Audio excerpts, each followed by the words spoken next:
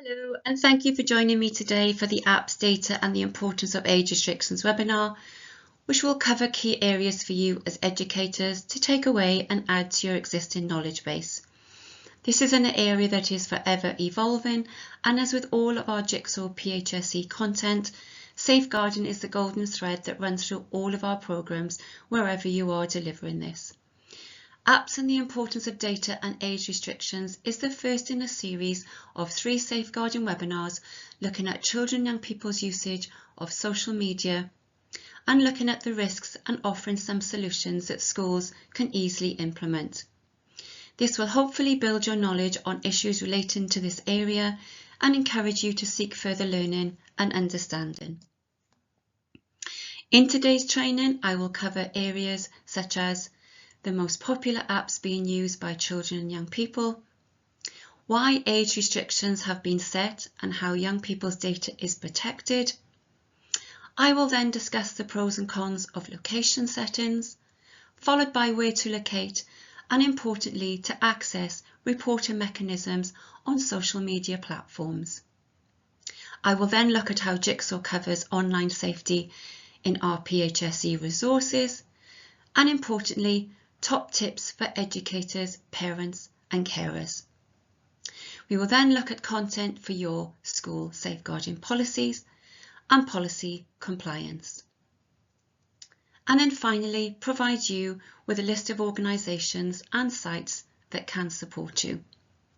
Further information will be available as a takeaway for you that will include other links to organisations which of course will vary wherever you are in the world. The webinar content today is applicable for both primary and school age children as more and more younger people are accessing social media at a much younger age. Before we commence, a little bit about my background. I've worked in education in a secondary school setting for 24 years, my main role being that of safeguarding and child protection lead, as well as creating and delivering PHSE content. As a criminologist, my interest has been in online and offline offending behaviour, particularly in the areas of grooming, exploitation, child sexual exploitation, trafficking and bullying. I was Head of Services in Wales for Kidscape, an anti-bullying charity, for 6 years, before joining Jigsaw Education Group in January 2024. I am also a Churchill Fellow, where I research the Ulvaeus Bullying Prevention Programme in America.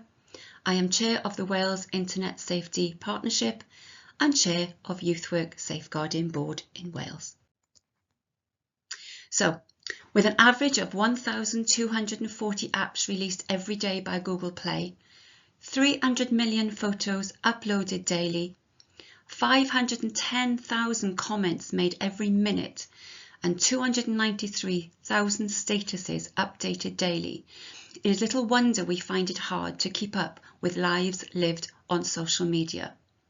Here are just a few apps that you might be familiar with. From left to right, they are TikTok, Kik, Dispo, Facebook, WhatsApp, Snapchat, Telegram, BeReal, House Party, X or Twitter, Yubo, Instagram, Discord, a platform that was very popular amongst YouTubers, YouTube, and finally Whisper. The functionality and what they do will be shared in more detail in the takeaway provided. So the age restrictions and data protection.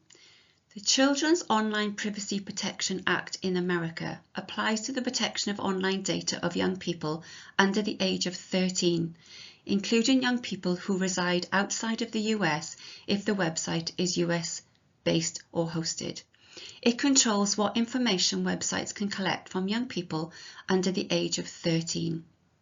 In the UK, the Children's Code for all young people under the age of 18 covers apps, gaming sites, search engines, all social media platforms and streaming services.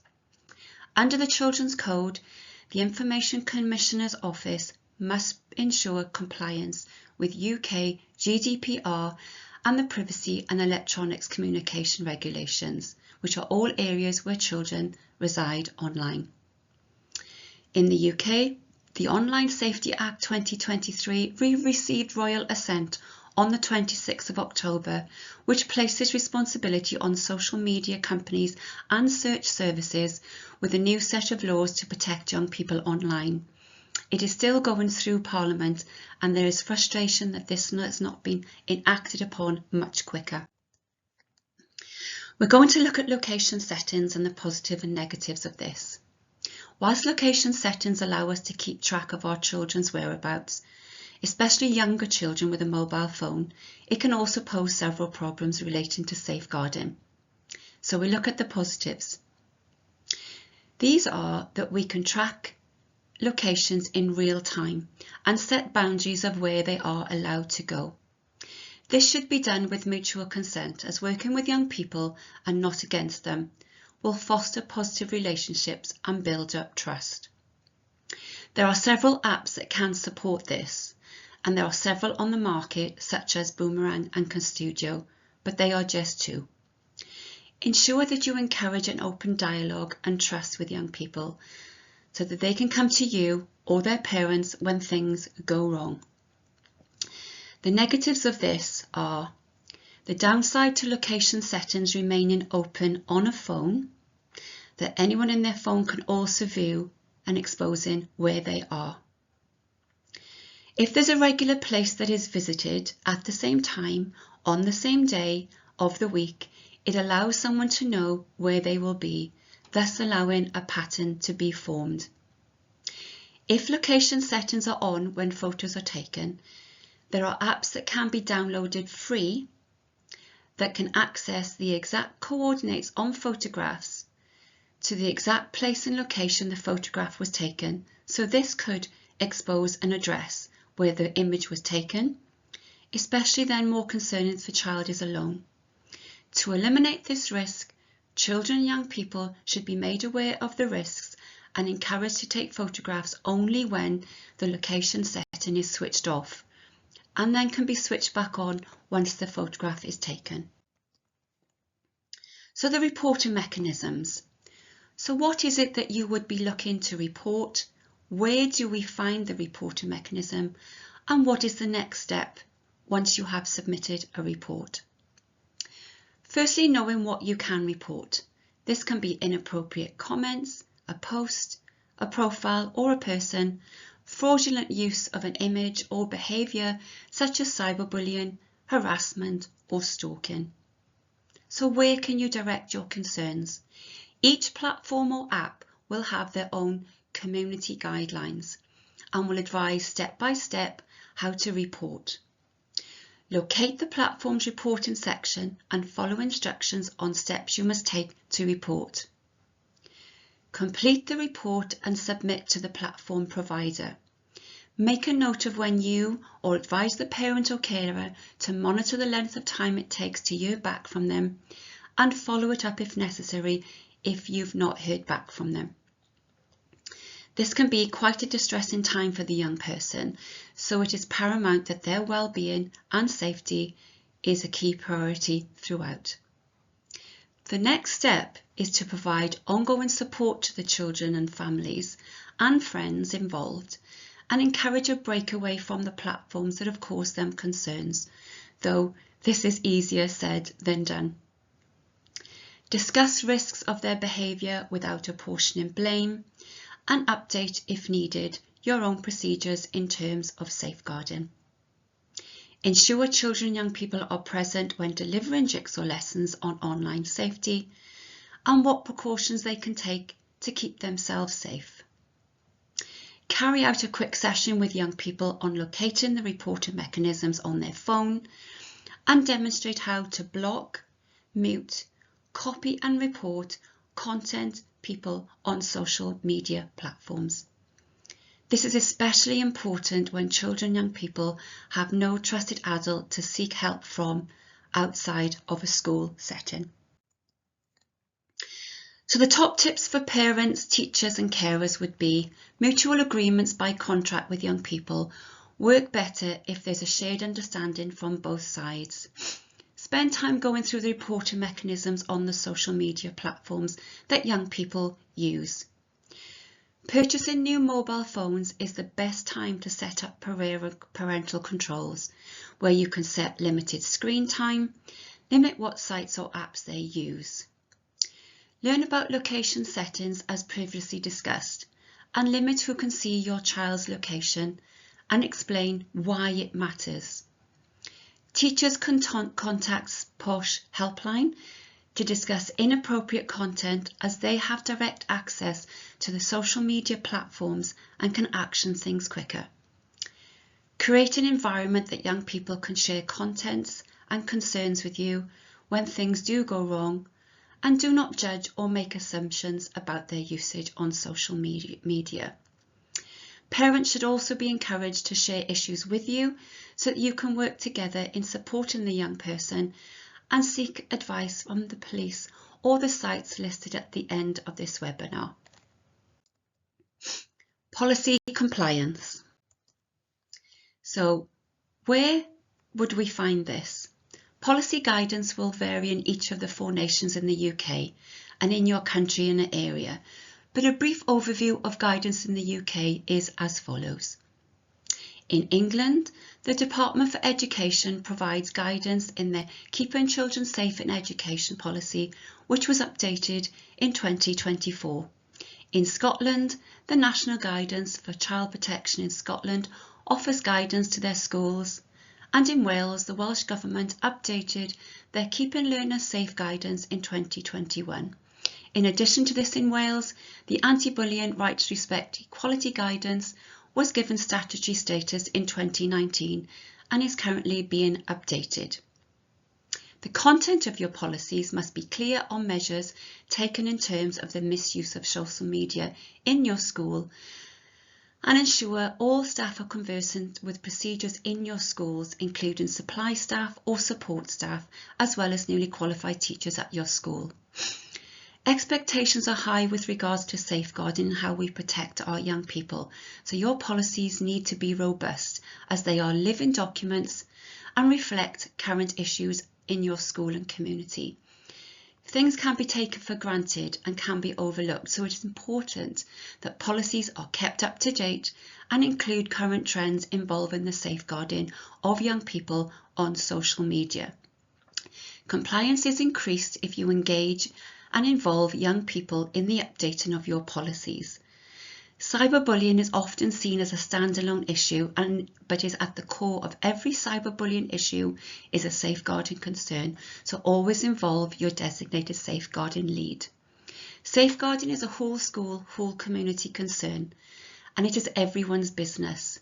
So involving governors and directors of your school will help you arrive at the right decision for your school and community, as the problem may be more far-reaching than you realise and involve more children or other schools. We cannot assume that someone else will deal with a safeguarding issue if you are not the designated safeguarding child protection lead. So we must remember it is also an area that many people feel that they are out of their depth in dealing with, but we owe it to our children and young people to be as fully conversant as we can with current trends online to support when things go wrong. Children and young people are multi-platform users and will jump from one platform to another, but this is often done without any risk assessments being taken or a misplaced belief that they will be okay and can spot risks. How does Jigsaw PHSE cover safety online? The structure of Jigsaw lessons helps to provide a safe learning environment where children can explore the knowledge and ideas they have through engaging activities and safe, respectful discussions. The aim of these lessons is not to make judgments on individuals or to scare children. The lessons provide a structure for developing understanding, considering different points of view, practicing skills and approaches that can be used in later real-life scenarios, and preparing for the different positive and negative influences that may affect their decision-making skills when faced with different choices. The content in all of our lessons have been mapped, and the next 2 slides will evidence the areas we cover relating to this webinar. All schools are different, and of course the learners within them, so it may be necessary to move lessons or adapt them for some communities or individual classes.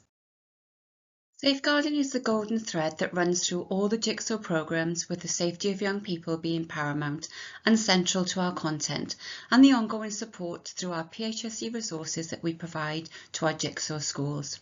The contents listed run throughout the 6 puzzles and link with the next age group so that there is continuity. So in years 4 to 5, Jigsaw covers building positive friendships and being kind to one another. In years 5 to 6, we discuss differences and similarities, making friends, and exactly what bullying is. Years 6 to 7 recognise what is right and wrong and how negative behaviour can impact groups of friends and how they can take a stand. In years 7 to 8, we discuss keeping safe online and offline through a series of scenarios and who they can turn to for help. In years 8 and 9, young people learn how to understand why some people bully and what drives that behaviour. In years 9 to 10, we explore the rights and responsibilities online, and we discuss gaming and the links to gambling, as well as looking at the limiting of screen time. We also look at internet smart safety rules and what grooming is and how they can stay safe from being targeted as a victim online. We celebrate differences and learn about negative impact of being a bystander. In years 10 to 11, we cover the technology young people use and how they must take responsibility for their own safety when they are online. We also look at the interventions for bullying, the power dynamics within a group, and what bullying actually means. In the 11 to 16 age group, in year 11 plus, we look at peer pressure and belonging, and how peer pressure operates within a group, and how risky behaviour such as posting suggestive negative comments, posting inappropriate images, can impact a young person's dreams and goals, and how our identity is important, especially how we present ourselves online. In the ages 12 plus, we look at choices and understand how we are influenced by social media content and the effects that they have on our mental health and body images. 13 plus, we look at the blurred lines of on and offline and how we look at our identity in both these areas that children inhibit. 14 plus, we cover the positive aspects of social media and also when usage on social media spirals out of control and how we can manage and decrease exposure of data. 15 plus covers the Online Safety Act, the sharing of explicit images, coercive control, and laws regarding illegal sharing of images, cyberbullying, etc. And finally, here are a few sites which I hope you will find useful for you to access if you have concerns regarding the safety of a young person, and sites or advice that I have referenced throughout this webinar will be featured on the last 2 slides. The second one also continues to look at things in your area. Please be mindful that these will vary in different areas, and I thank you for joining us today, and I hope you have found this useful.